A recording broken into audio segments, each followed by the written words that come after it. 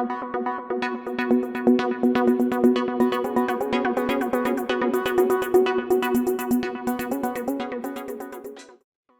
पास question है 2 की power a dot 2 की पावर b इक्वल टू 3 की power c।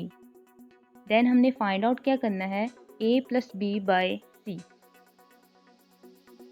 a plus b by c variables हैं और जो हमारे पास क्वेश्चन है वेरिएबल्स पावर में मौजूद हैं। जब भी हमारे पास वेरिएबल्स पावर में मौजूद होते हैं तो हमने हमेशा लॉ ऑफ एक्सपोनेंट को यूज़ करना होता है ताकि हम वेरिएबल की वैल्यू मालूम कर सकें। लॉ ऑफ एक्सपोनेंट क्या होता है? लॉ ऑफ एक्सपोनेंट हमें हेल्प आउट करता है फाइंड करने के लिए एग्जैक्ट वैल्यू वेरिएबल्स की। सबसे पहले मैं आपको लॉ ऑफ एक्सपोनेंट के बारे में बता देती हूँ। नेक्स्ट भी मैं आपको सॉल्व आउट करके दिखाऊंगी ये कैसे क्वेश्चन सॉल्व होता है। हमेशा जब भी हमारे पास बेस सेम हो और उनकी पावर में वेरिएबल हों और ये दोनों बेस मल्टीप्लाई हो रहे हों तो हमेशा उसको सिंगल बेस में कन्वर्ट कर देते हैं और उनकी पावर्स को आपस में प्लस कर देते हैं। जैसा कि हमारे पास इस क्वेश्चन में बेस हमारे पास a है और m और n जो से हैं वो वेरिएबल हैं और ये पावर में मौजूद हैं और आपस में मल्टीप्लाई भी हो रहे हैं। तो इसलिए हमने क्या किया है कि जो सेम बेस थी, दो बेस थी, उनको कन्वर्ट कर दिया सिंगल बेस में और उनकी जो पावर्स थी उनको एडअप कर दिया। ये हमारे पास है जब मल्टीप्लाई हो रहा हो क्वेश्चन तब हम ऐसे सोल्व करते हैं। सिमिलरली नीचे भी उन्होंने इसी तरीके से दिया है। इसमें हमारे पास बेस है a बाई बी की फॉर्म में और उनकी पावर में m है, वेरिएबल है और मल्टीप्लाई हो रहा है। इसी तरीके से a by B second same base है और इनकी पावर में n है, सेम बेस है, इनको हमने कन्वर्ट कर दिया सिंगल बेस में और इनकी पावर को हमने कर दिया ऐड। ये हमारे पास लॉ ऑफ एक्सपोनेंट होता है। ये होता है हमारे पास मल्टीप्लाई करने के लिए यूज़। इस क्वेश्चन में क्योंकि ये मल्टीप्लिकेशन का रूल अप्लाई होना है तो इसलिए मैं यही अभी आपको बता रही हूँ। इसके डिवीजन रूल भी है। जब डिवाइड होता है तब क्या इसका प्रोसेस होता है वो नेक्स्ट जब इस तरह के कोई क्वेश्चन आएगा तो मैं आपको बताऊँगी। ये हमने मल्टीप्लाई करने का देख लिया कि लॉ ऑफ एक्सपोनेंट जब मल्टीप्लाई होता है, जब सेम बेस हो और मल्टीप्लिकेशन यूज़ हो तो हम उसको किस तरीके से सॉल्व करते हैं।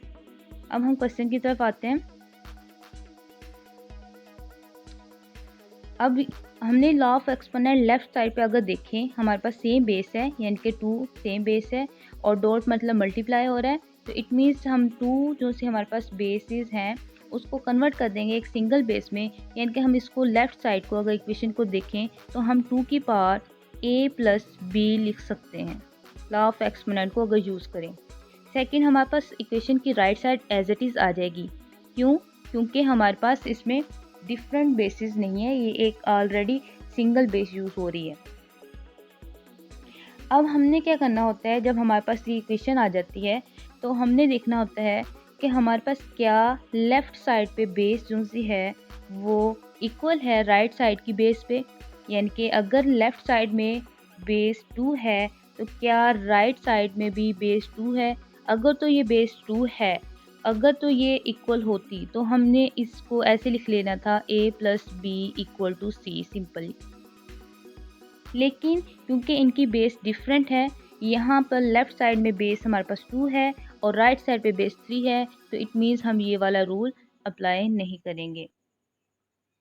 इसके लिए हमने क्या करना होता है, किसी तरीके से हमने राइट साइड या लेफ़्ट साइड इन दोनों की बेस को चेंज करना होता है कि वो किसी ना किसी तरीके से दोनों सेम आ जाए। इस क्वेश्चन में हमारे पास कोई ऐसा रूल नहीं है कि जिससे हमारी बेस चेंज हो जाए, 3 2 में बदल जाए या बेस 2 3 में बदल जाए, यानी कि ये एज इट इज़ ही रहेंगी। इसलिए हमें कोई सेकंड रूल अप्लाई करना पड़ेगा जिससे हमारा क्वेश्चन हल हो जाए। अब हम सेकंड रूल देखेंगे। हमने लोगैरिथम का रूल अप्लाई करना है और हमने फाइंड आउट करना है इस क्वेश्चन को किसी भी तरीके से। हम सबसे पहले रूल्स ऑफ लोगैरिथम देख लेते हैं कि कैसे अप्लाई होता है।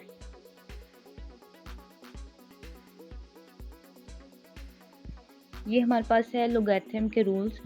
इसमें हमारे पास रूल नंबर 3 यूज़ होगा और एक हमारे पास रूल नंबर 6 यूज़ होगा। इस पर मैं अभी फोकस करूँगी। रूल नंबर 3 में है कि अगर हम लॉग लगाते हैं तो इनकी जो पावर में होती है रकम, उसको हम मल्टीप्लाई में इस फॉर्म में लिख लेते हैं। इसी तरीके से रूल नंबर 6 बताता है कि अगर हमारे पास लॉग की जो बेस है और जो हमारे पास इनटू में है उसकी बेस अगर बराबर है तो पावर जो सी होगी वो उसके इक्वल आ जाएगा। ये 2 रूल्स हमने याद करने, इसको हम क्वेश्चन में अप्लाई करेंगे। अब यहाँ तक हमारा क्वेश्चन हो गया है, तो इसका मतलब हम इसको हल करेंगे। कैसे हल करेंगे? हमारे पास था 2 की पावर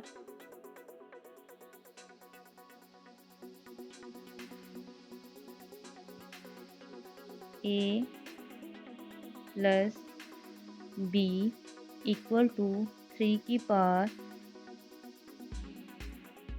c।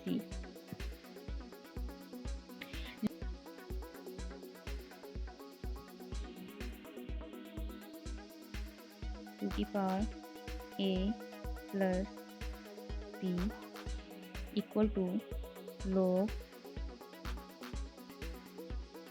3 की पावर c। रूल नंबर 3 लगाएंगे तो हमारे पास आ जाएगा a plus b log 2 equal to c log 3। यहाँ तक हो गया। अब हमने क्या करना है, रूल 6 लगाना है। उसमें क्या था, अगर हम किसी तरीके से log 2 ले लें दोनों साइड पे, तो ये हमारे पास चीज़ क्या हो जाएगी, कैंसिल। और हमने a प्लस बी मालूम करना है, तो यानी कि हमारे पास a प्लस बी यहाँ पर होना चाहिए। तो इट मीन्स हम यहाँ पर हम कह सकते हैं कि यहाँ पर हमने 3 क्यों नहीं लिया, 3 भी ले सकते हैं, लेकिन हमने क्या करना है, किसी तरीके से यहाँ पर a प्लस बी बच जाए, ये चीज़ कैंसिल हो जाएगी, तो हमारे लिए आसानी हो जाएगी। तो इट मीन्स हमने क्या लिया, log 2 इस तरफ भी ले लिया, बेस इसकी 2 यहाँ पर भी ले ली और बेस 2 इधर भी ले ली। जो हमने लोग यहाँ पे लेना वही लोग यहाँ पर लेना पड़ेगा। अब ये 2 चीज़ें आपस में सेम हो गई हैं, इट मीन्स ये चीज़ हमारे पास कैंसिल आउट हो जाएगी, ये हमारे पास ख़त्म हो जाएगी और हमारे पास ये चीज़ बच जाएगी। ठीक हो गया। अब फिर क्या होगा हमारे पास, अब यहाँ पर 1 बच जाएगा, यहाँ पर बच जाएगा सिर्फ a प्लस बी, और यहाँ से ये c जो सा होगा यहाँ पर आकर ये मल्टीप्लाई हो रहा है, इधर आकर क्या हो जाएगा, डिवाइड। तो हमारे पास क्वेश्चन बन जाएगा ऐसे, a plus B by C equal to log base 2। तो इसकी वैल्यू आती है 1.5849 समथिंग इस तरीके से आती है। मैं आपको इसकी एग्जैक्ट वैल्यू भी बता देती हूँ। तो हमारे पास a प्लस बी बाई सी की वैल्यू ये आएगी और हमने उस ऑप्शन को सिलेक्ट कर देना है जिस ऑप्शन में ये फॉल करता है आंसर हमारा। तो मैं आपको पहले इसकी एग्जैक्ट वैल्यू दिखा देती हूँ।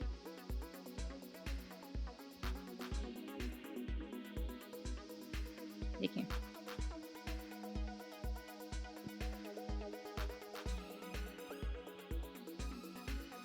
ये हमारे पास 1.584960 और इसको अगर हम राउंड ऑफ करें तो ये बन जाएगी 1.585। अब देखते हैं ये हमारा आंसर किस में है, तो वो वाला हम सेलेक्ट कर लेंगे ऑप्शन।